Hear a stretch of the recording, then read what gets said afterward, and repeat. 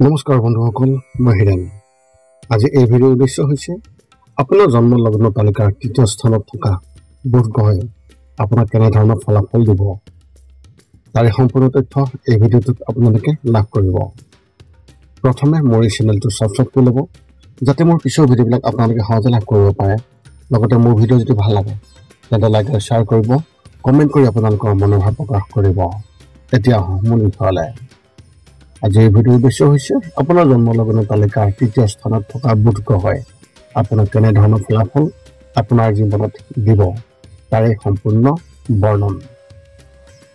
বৈদিক জ্যোতিষ অনুসৰি ৰাশিফলৰ তৃতীয় ঘৰটোক সাহস, সংলাপ শৈলী, আপোনাৰ কম বয়সীয়া ভাই ভনীসকলৰ সৈতে সম্পৰ্কৰ বাবে কেনেধৰণৰ পাৰ্থক্য থাকিব। ইয়াৰ জৰিয়তে সেই ব্যক্তিসকলে অৰ্থাৎ যিসকল ব্যক্তিৰ লগ্ন তালিকাৰ তৃতীয় স্থানত বুধ গ্ৰহ থাকে, তেওঁলোকৰ কাম কৰাৰ ধৰণ আপোনালোকে নিশ্চয় জানিব পাৰিব।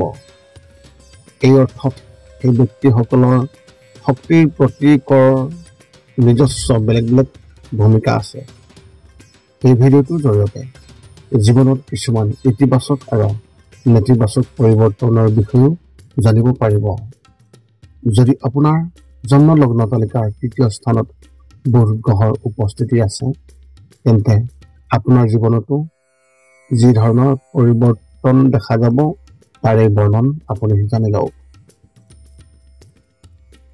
তৃতীয় স্থানত বুধ গ্ৰহৰ প্ৰভাৱত আপুনি কেনেধৰণৰ ফল পাব, তাৰে বিষয়ে অলপ জানি লওক।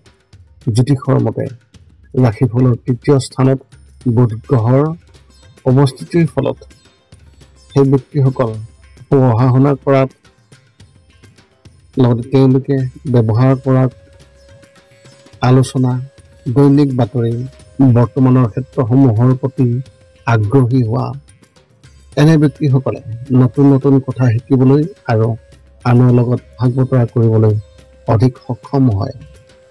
তৃতীয় স্থানৰ পৰাই সেই ব্যক্তিসকলক জানিব পৰা যায় যে তেওঁলোকৰ বাকৰুদ্ধ হোৱাৰ মানদণ্ড কিমান আহে।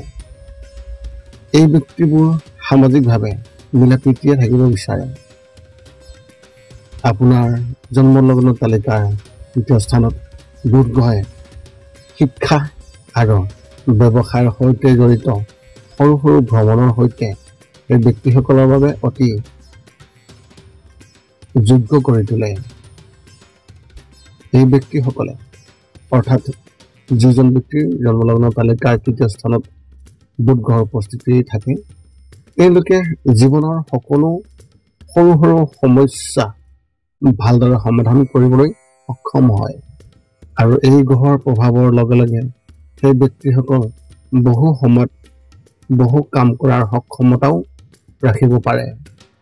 এই ব্যক্তিসকলে এটা সময়ত বহু বিষয়ৰ শিক্ষাও লাভ কৰিব পাৰে। বুধ গ্ৰহৰ প্ৰভাৱত সংলাপৰ সৈতে জড়িত ঠাইসমূহত বিশেষভাৱে প্ৰদৰ্শন কৰিব পাৰে। ইয়াৰ লগতে লিখনিৰ যি কাম, সেই কামৰ সৈতেও জড়িত হৈ সৰু সৰু ভ্ৰমণ আৰু অত্যন্ত গভীৰ সংযোগো তেওঁলোকে ৰাখিব পাৰে। সেই ব্যক্তিসকলে নিজৰ মনক আনৰ লগত বিয়পাই দিবলৈ অতি সহজেই সক্ষম হ'ব পাৰে। বুদ্ধিমত্তা আৰু চিন্তাৰ জৰিয়তে লাভ আৰু আনন্দ কলাৰ বিষয়েও বৰ্ণনাতীত। এনে ব্যক্তিসকলে অতি সতৰ্ক আৰু কঠোৰ পৰিশ্ৰম কৰিব পাৰে। সেই ব্যক্তিসকল যিসকলৰ এনে অৱস্থা থাকে, তেওঁলোকে তেওঁলোকৰ সৰু ভাই ভনীৰ সৈতেও অতি গভীৰ সম্পৰ্ক বজাই ৰাখিব পাৰে। এতিয়া আপুনি জানি লওক যে আপোনাৰ জন্মলগ্ন তালিকাৰ তৃতীয় স্থানত বুধ গ্ৰহৰ উপস্থিতিৰ ফলত আপুনি কেনেধৰণৰ অশুভ প্ৰভাৱ পাব, তাৰেই বৰ্ণন। জ্যোতিষৰ গণনাত কোৱা হৈছে যে যদি বুধ গ্ৰহ ৰাশিফলৰ তৃতীয় স্থানত অৱস্থিত থাকে, তেন্তে সেই ব্যক্তিসকলৰ ব্যস্ত ৰুটিনৰ ওপৰত কোনো ধৰণে প্ৰভাৱিত হ'ব নোৱাৰিব পাৰে। যদি আপুনি এটা কাম কৰি আছে আৰু সেই কামটো যদি আপুনি কৰিব নোৱাৰে তেন্তে সেই ব্যক্তিসকলে কাৰোবাৰ লগত এই বিষয়ে কথা পাতি পৰামৰ্শ ল'বলগীয়া হয়। তেওঁলোকে নিজৰ দক্ষ সংলাপ দক্ষতা ব্যৱহাৰ কৰা ব্যক্তিসকলৰ ওচৰত নিজৰ কথাবোৰ প্ৰকাশ কৰিবলৈ চেষ্টা কৰিব লাগে, যাতে তেওঁলোকক সহায় কৰিব পৰা যায়। বুধ গ্ৰহৰ উপস্থিতিৰ ফলত সেই ব্যক্তিসকলক কঠোৰ পৰিশ্ৰমী কৰিবলৈ প্ৰেৰণা দিয়ে। গতিকে এই ব্যক্তিসকলেও অহৰহ কঠোৰ পৰিশ্ৰম আৰু মানসিক চাপৰ সৈতে নিজৰ বাবে সময় উলিয়াবলগীয়া হয়, যাতে তেওঁলোকে ভাগৰুৱা অনুভৱ নকৰে আৰু তেওঁলোকে শাৰীৰিক আৰু মানসিকভাৱে সুস্থ অনুভৱ কৰিব পাৰে। আপুনি অতি কৌতূহলী স্বভাৱ থকাৰ বাবে আপোনাৰ চাকৰি, পৰিয়াল আৰু সামাজিক জীৱনত খোজ ৰাখিবলৈ চেষ্টা কৰিবলগীয়া হ'ব। যদিহে আপোনাৰ বুধ গ্ৰহ তৃতীয় স্থানত আক্ৰান্ত অৱস্থাত থাকে তেন্তে নিজৰ বিভিন্ন স্বাৰ্থৰ সেৱা আগবঢ়াবলৈ বিভিন্ন বিষয়ৰ বিষয়ে জ্ঞান লাভ কৰিবলগীয়া হ'ব। সেই ব্যক্তিসকলৰ বহু দিশত দোষ আছে, গতিকে এনে ব্যক্তিসকলে কেতিয়াও এটা কথা বা এটা নিৰ্দিষ্ট কামত নিজকে সুস্থিৰ কৰি ৰাখিব নোৱাৰে। এটা বিষয়ত তেওঁলোকৰ বাবে সম্পূৰ্ণৰূপে উৎসৰ্গিত হোৱাটো অসম্ভৱ। কোনো এটা কথা বা এটা চিন্তাত তেওঁলোকে বেছি দিন টিকি থাকিব নোৱাৰে। এই কাৰণতে এনে ব্যক্তিসকলে যিকোনো পৰিস্থিতিত বা মানুহৰ প্ৰতি অতি কম সময়ৰ ভিতৰতে নিজৰ মতামত গঠন কৰে। বৈবাহিক জীৱন আৰু কেৰিয়াৰৰ ক্ষেত্ৰত এই বুধ গ্ৰহৰ উপস্থিতিৰ কেনেধৰণৰ প্ৰভাৱ পেলায় তাৰ এই তথ্য। জন্ম লগ্নৰ তৃতীয় স্থানত বুধ গ্ৰহৰ উপস্থিতিৰ ফলত শুভ প্ৰভাৱৰ সৈতে এই ব্যক্তিসকলে বিশেষকৈ পঢ়া শুনা, যিকোনো কথা কোৱা, আলোচনা, দৈনিক বাতৰি, সাম্প্ৰতিক পৰিস্থিতিৰ ক্ষেত্ৰত আগবাঢ়ি যায়। এই ব্যক্তিসকল বিবাহিত জীৱনটো অতি সুখী হৈ পৰে। এই ভিডিঅ'ৰ উপসংহাৰ হিচাপে আপোনালোকক এক বিশেষ মন্তব্য আগবঢ়াইছোঁ।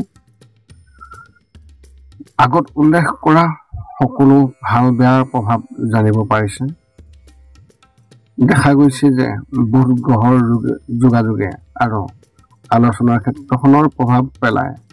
গতিকে যেতিয়া বুধ গ্ৰহ ৰাশিফলৰ তৃতীয় স্থানত থাকে তেতিয়া এনে ব্যক্তিৰ শিকিবলৈ আৰু জানিবলৈ অধিক আগ্ৰহ থাকিব। কিন্তু বুধৰ প্ৰভাৱৰ দ্বাৰা এই চৰম গুণে এই ব্যক্তিসকলকো ক্ষতি কৰিব পাৰে। ইয়াৰ লগে লগে এই ব্যক্তিসকলে সংলাপ আৰু যোগাযোগৰ দক্ষতা আয়ত্ত কৰিবলগীয়া হয়। এই ব্যক্তিসকলৰ সামাজিক আৰু সম্প্ৰদায়ৰ কৰ্মৰ প্ৰতি বিশেষ আগ্ৰহ আছে, কিন্তু এই ব্যক্তিসকলেও হয়তো তেওঁলোকৰ সামাজিক আৰু ব্যক্তিগত জীৱনত পাৰস্পৰিক সম্পৰ্ক গঢ়ি তোলাত বহু সমস্যাৰ সন্মুখীন হ'বলগীয়া হ'ব পাৰে। নতুন বস্তুটোৰ বিষয়ে জানিবলৈ তেওঁলোকৰ অতি প্ৰবল ইচ্ছাই তেওঁক অবিৰতভাৱে জ্ঞানী হ'বলৈ নিদিয়ে।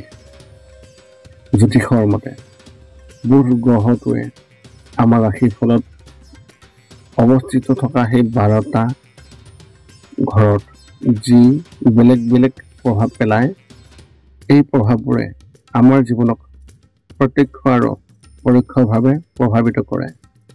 ইয়াৰ উপৰিও বুধ গ্ৰহক নিৰপেক্ষ গ্ৰহ বুলিও কোৱা হয়, কিন্তু আন গ্ৰহৰ পৰা শুভ আৰু অশুভ সংমিশ্ৰণৰ বাবে ইয়াৰ ফলৰ পৰিৱৰ্তনৰ সম্ভাৱনা আছে। এই আছিল এই লগ্ন তালিকা তৃতীয় স্থানত বুধ গ্ৰহৰ উপস্থিতিৰ ফলত আপুনি কেনেধৰণৰ ফলাফল লাভ কৰিব তাৰে সম্পূৰ্ণ বৰ্ণন।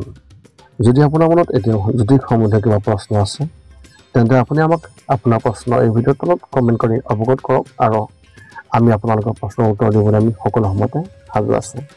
পুনৰ লগ পাম অন্য এটা ভিডিঅ'ত। আজিলৈ ধন্যবাদ।